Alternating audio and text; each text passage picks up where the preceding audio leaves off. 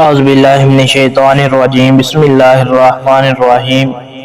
شروع کرتا ہوں اللہ کے نام سے جو بڑا مہربان نہایت رحم کرنے والا ہے۔ آپ دیکھ رہے ہیں ہمارا Islamic YouTube channel Shiraz T V. اگر آپ ہمارے چینل پر نئے ہیں تو ہمارے چینل کو سبسکرائب کر لیں اور بیل آئیکن کی نوٹیفیکیشن کو آن کر لیں تاکہ ہماری ہر نئے آنے والی ویڈیو سب سے پہلے آپ تک پہنچ سکے۔ تو آج کا ہمارا موضوع ہے خواب میں اپنی شادی دیکھنا۔ خواب میں ایک شادی دیکھنے کی تعبیر۔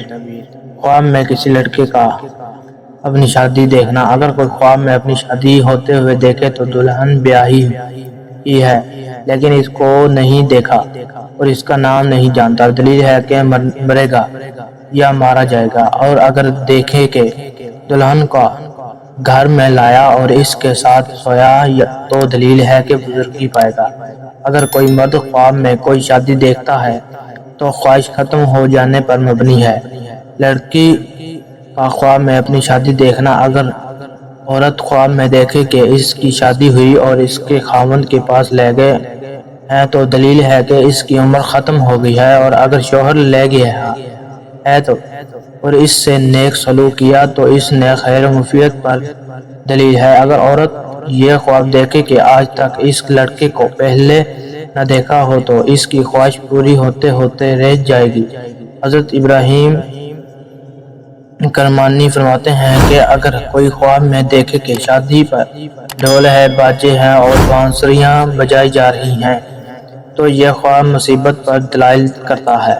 شادی شدہ مرد دیکھیں، اس کا مطلب یہ ہے کہ اللہ اس سے بہترین نفع اور خاص طور پر اپنے خاندان سے راحت عطا فرمائے گا۔ شادی شدہ عورت دیکھے تو یہ کسی نقصان پہنچنے کی علامت ہے۔ حضرت ابن سعید نے فرمایا ہے کہ اگر خواب میں خوشی دیکھیں تو غم و ندا ہے اور اگر دیکھے کہ خوشی ہوا ہے دلیل ہے کہ اس کا غم پہنچے گا۔ اور اگر مرد کو خواب میں خوشی خرم دیکھے دلیل ہے کہ اس کا حال نیک ہوگا اور اس کا خاتمہ نیکی سے ہوگا۔ حضرت جعفر صادق نے فرمایا ہے کہ اگر خواب میں دیکھیں کہ بے وجہ خوشی ہے دلیل ہے کہ اس کی موت قریب ہے۔